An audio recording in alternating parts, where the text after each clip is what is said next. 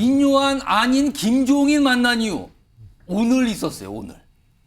이게 무슨 일일까요? 일단 인요한 위원장이 인터뷰에서 뭔가 이준석 전 대표 관련 얘기를 좀 해요. 일단 그거부터 들어보시죠. 오늘 아침에 유승민 의원을 만났습니다. 아주 경쾌하고 아주 거침없는 대화를 나눴어요. 그렇게 인격이 좋은 분인지 몰랐어요. 코리안 젠틀맨이에요. 그리고 저보고 아무 때나 또 만날 수 있다. 우리 자주 보자. 굉장히 오늘 긍정적인 신호를 받았어요. 그분은 합리적인 사람이에요. 많은 산전수를 겪었지만 그래도 비교적 상처를 안 받았어요. 이준석 의원님은 이 사람 저 사람 통해서 연락을 해봤는데 마음을 많이 다쳤어요. 그래서 저는 끊임없이 노력을 할 겁니다.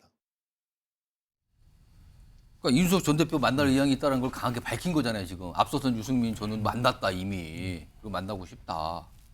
이게 어떻게 보면 제안을 한 셈이 됐어요. 인터뷰를 통해. 그런데 오늘 이준석 전 대표는 김종인 전 비대위원장을 만나러 갔습니다. 만나고 왔어요. 그 모습도 있습니다. 보시죠. 그래서 뭐 김종인 위원장은 뭐 항상 이 정치권의 개혁이라는 데서 관심이 많으시니까 저는 제가 항상 어떤 중요한 행동을 하기 전에 많이 자문을 구하고 또 상의 드리는 분이니까 그런 과정의 일환이다라고 보시면 될 것 같습니다. 말씀드린 것처럼 이런 내용을 몰라서 만약에 저한테 들어야 되는 거라면 만날 이유가 없습니다. 그럼 국민들이 당의 불만이 아니라 딴 데 불만이 있는데 왜 당에다 쓴 약을 먹입니까? 정확하게 그거는 용산의 논리를 대변하는 것이고. 듣고 보니까 뭐 만나기 싫다는 소리 같은데 지금 인요한 혁신위원장의 제안에 김용남 전 의원님 아니 인요한 혁신위원장이 만나자고 제안을 하는 셈이 됐는데 그거에 대해서는 뭐 지금까지 뭐 하는 거 보니까 뭐 필요도 없고 뭐 이렇게 해서 거절하는 셈이 되고 오늘 김종인 전 위원장을 만나러 갔단 말이에요. 굳이 지금 이 시점에 이거 무슨 뜻입니까? 그러니까 이준석 전 대표 입장에서는 지금 발이 묶이기 싫다는 얘기를 하고 있는 것이죠. 발이 어디에 묶이는 겁니까? 국민의힘 쪽에 발이 묶이는 거죠. 그럼 원하는 거는 안 묶이고 나가고 싶다는 겁니까? 나갈지 안 나갈지 계속 지켜보겠다는 거로 저는 해석이 됩니다. 그러니까 사실은 인요한 위원장이 적극적으로 구애를 하고 있는 상황인데 만나서 뭐 당의 개혁이라든지 앞으로의 방향에 대해서 이야기를 하면 한두 달 후에 당을 뛰쳐나갈 명분이 없어지잖아요. 만나서 뭐 얘기 좀 하고 아니 그리고 앞으로 같이 노력하자 이래버리면 노력하기로 해놓고 갑자기 당을 뛰쳐나갈 명분이 없어지잖아요. 그럼 만나서는 안 된다는 게 되는 겁니까? 그러니까 발이 묶이는 거죠. 그러니까 이준석 전 대표 입장에서는 상황을 봐서 지금 창당을 하던 아니면 뭐 무소속 출마를 위해서 탈당을 하던 가능성을 열어놔야 되는데 지금 이 시점에 인요한 위원장을 만나면 자기 발이 묶이는 상황이니까 인요한 위원장 대신에 인요한 혁신위원장 체제에 대해서 대단히 비판적인 언급을 했던 김종인 전 비대위원장을 만난 거죠. 오늘 만나고 나서 이준석 전 대표가 내온 설명이 무슨 얘기를 하셨냐는 질문에 뭐 앞으로 본인의 정치적 그런 그 상황에 대해서 뭐 누굴 좀 만나보고 누구 좀 접해보고 이렇게 얘기를 했다는 거예요. 그러면 김종인 위원장은 물론 거기엔 인요한 위원장은 안 들어가 있는 겁니까? 안 들어가 있을 가능성이 매우 높고 만날 대상에는 김종인 전 위원장은 사실은 이른바 제3지대에 대한 후원인 입장이잖아요. 제3지대라면 쉽게 말씀이면 지금 양당이 아니라 고다른 또 다른 그렇죠. 그러니까 금태섭 전 의원이 뭐 창당하겠다 할 때도 금태섭 전 의원이라고 왜 대통령이 못 되라는 법이 있냐 이런 식으로 띄워줬고 김종인 전 비대위원장은 어떻게든 본인이 다시 활동할 수 있는 영역 그러니까 더불어민주당과 국민의힘에서는 양쪽 다 한 번씩 비대위원장을 거치셨기 때문에 다른 활동 영역이 만들어지길 원하시는 입장이고 그러니까 김종인 전 위원장으로부터 들을 수 있는 이준석 전 대표의 조언은 대단히 한정적인 것이죠.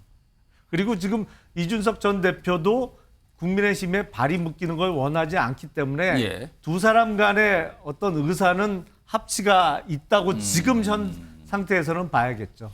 김두수 전 총장님, 오늘 김종인 위원장 전 위원장 만나가서 이준석 전 대표가 한 말 중에 중요한 행동을 하기 전에 좀 자문을 구하는 거다라는 취지로 설명했거든요. 뭔 행동을 말하는 걸까지? 일단 뭐 김용남 전 의원께서 잘 설명을 하셨는데 이준석 대표는 지금 국민의힘 전체가 만약에 혁신을 한다면 그 결과는 내가 당대표 또는 비대위원장이 될 만큼의 어떤 지휘력을 갖는 거라고 본인은 생각하고 있는 것 같습니다. 그 정도를 뭐 한다고 해야 내가 만난다 그렇죠. 뭐 이겁니까? 그럼? 그렇죠. 그런 상태에서 말하자면 당신들이 해야 될 혁신의 과제는 당청의 수직적 관계를 완전히 수평적 관계로 바꾸고 당의 현재 기득권을 누리고 있는 현 대표 체제를 물릴 정도의 결단을 한다면 내가 만날 수 있다. 또 그거는 하나는 김기현 대표 물러나라는 뜻입니까? 예, 그렇습니다. 또 하나는 뭐냐면 인요한 혁신위원장이 나를 상대할 급이 아니다. 이걸 같이 이제 이야기하는 거죠. 급이요? 그 이야기를 이제 직접적으로 못하지만 예를 들면 김종인 전 비대위원장을 만나는 거는 이 정도 정치적 식견과 이 앞으로의 정치적 예. 비전을 가진 사람하고 내가 만나서 이야기하면 하지 당신하고는 아직은 아닌 것 같아. 당신 사실은 정치 초보잖아. 나는 그래도 10년 됐던 고 김종인이라는 사람하고 같이 후견 관계를 맺을 수 있어. 이런 걸 이제 보여주는 거고요. 예. 이걸 토대로 해서 앞으로 자기 활동을 지금 국민의힘 중심의 혁신이 구심력을 본인 중심의 원심력으로 끌어당기려고 하는 그런 시도를 보여주는 그런 행보였다 이렇게 생각이 듭니다. 아무튼 뭐 한마디 좀 예. 보태면 사실은 인요한 혁신위원장은 지금 양쪽으로부터 공격을 받고 있거든요. 그러니까 이준석 전 대표 등으로부터도 아직 만남 성사가 안 되고 사실은 예. 당 내에서도 당장 의원총회에서 영남권 의원들이 반발을 세게 하잖아요. 예, 지금 그렇습니다. 그러니까 혁신이나 개혁에는 반드시 저항과 반대가 있을 수밖에 없습니다. 이걸 얼마나 슬기롭게 뚫고 나가느냐가 관건인데 예. 일단 이준석 전 대표와의 만남을 통해서 어떤 탈당 내지는 신당 창당의 가능성을 닫아놓는 것이 그 다음에 이제 인요한 위원장이 거기서 힘을 받아서 당내에 반발하는 현역 의원들의 그것도 누를 수 있는 예. 뭐 힘을 얻기 위한 단계적인 과제 아닌가 싶어요. 그런데요, 앞서서도 김종인 전 위원장은 인요한 혁신에서 좋은 평가 안 내렸거든요. 그 목소리 좀 다시 한번 들어보겠습니다.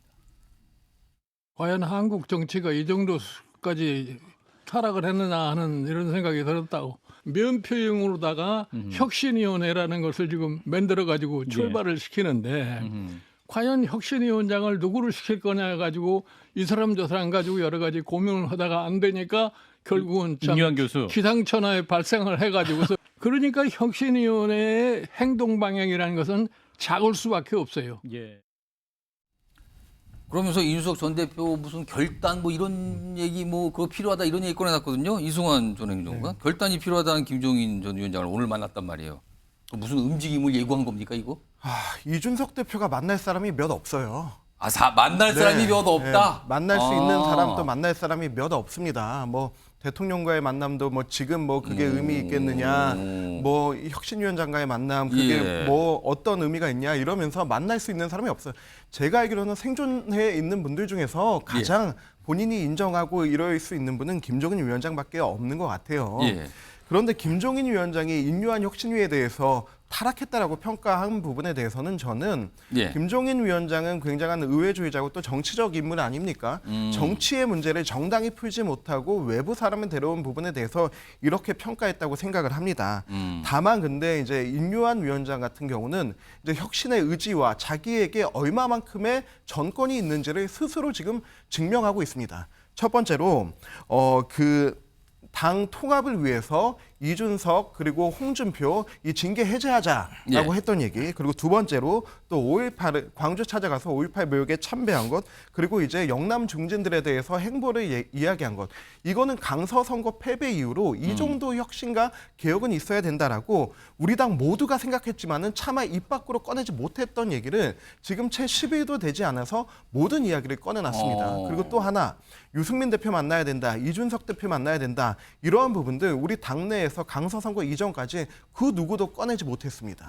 근데 본인이 직접 찾아가서 만나고 직접 구애하고 이런 모습을 보면서 정권을 받았구나, 그리고 혁신의 의지가 강력하구나라고 하는 면모들을 스스로 증명하고 있다고 보는데, 그렇다면 지금은 이준석 대표가 인요한 위원장 만나야 됩니다. 만나야 되는데 안 만난다고 그러잖아요. 네, 그러니까요. 이 그 김종인 비대위원장 만나서 또뭐 어떤 얘기를 들었는지 모르겠지만은 훌륭한 좋은 분들 많다. 그런 분들 만날 수 있다. 근데 지금 훌륭하고 좋은 분 우리 당에는 윤유한 위원장입니다. 저는 만나라고 좀 권유하고 싶습니다. 요거 마지막으로 김종욱 전 행정관께 이준석 전 대표가 결과적으로 궁극적으로는 어떤 선택할 것 같습니까? 뭐 제가 볼 때는 계속 지금 나가라는 얘기 아닌가요? 실제적으로는요. 저는 국민의힘이 계속 이준석 당대표 나가라는 뜻인 것 같아요. 지금 하는 거 보면. 왜냐하면 인요한 위원장 만나서 나올 수 있는 게 뭐가 있습니까? 죄를 인정해라. 죄를 사해줄게. 이런 거 아니에요? 대사면이라고 하는 게. 죄를 인정해야 되잖아요. 사면을 받으려면. 거기다가 윤석열 대통령과 만나서 맥주 마시고 화해했잖아요. 예. 근데 대통령 속마음은 뭐였습니까? 3개월이면 너 날려버릴 거라고 생각했던 거잖아요. 인요한 위원장 만나서 뭐가 나올 수 있습니까? 말씀하신 것처럼 적어도 국민의힘이 국민으로부터 저렇게 많은 부분들 민심 위반을 확인했으면 저는 이준석 전 당대표가 아니라고 할지라도 예. 진짜 그야말로 국민들이 요구할 만한 특단의 임무를 통해서 혁신을 해야 한다라고 어떤 그런 느낌이 들어야 되는데 제 표현을 인요한 혁신위원장은 김한길스럽다 이런 생각이 많이 들어요. 김한길이요? 김한길스럽다. 지금 김한길 국민통합위원장. 예, 그러니까 제가 볼 때 윤석열 대통령과 김한길 통합위원장의 교감 속에서 인요한 위원장의 입으로 그런 내용이 좀 나온다고 생각하기 때문에 그런 겁니다. 예를 들면 맨 처음에 메일 통화한다 그랬잖아요. 예. 메일 통화 안 한다고 또 그러잖아요. 둘 중에 하나 거짓말을 했겠죠, 기본적으로. 전 그 얘기는 인요한 위원장이 김한길 통합위원장과 관계가 있다라는 부분들을 설명하려고 했다라는 예. 것. 두 번째로는 낙동강 하류 농담이라고 얘기했잖아요. 근데 그 다음에 며칠 후에 험지 출마해라고 그래서 이름을 갖다 거명해요. 김기현, 주호영 두 분을. 그래놓고 나 이름 말한 적 없는데. 예. 그다음 조금 있다가 3선 이상은 좀 집으로 가세요. 이건 제가 볼 때 인요한 위원장 입에서 나올 수 있는 내용이 아니에요. 전 그렇다면 전체적으로 총선 전략이 작동하고 있다. 그 과정에서 이준석 전 당대표가 인요한 위원장을 만나서 얻을 수 있는 게 뭐가 있겠습니까? 상식적으로. 전 그런 측면에서 이준석 전 당대표는 또 다른 결단을 위해서 명분을 쌓거나 아니면 내 아래 내가 말한 방식으로 국민의힘이 전환해라. 또 예. 두 가지의 상황을 갖다가 지금 준비하고 있다고 생각합니다.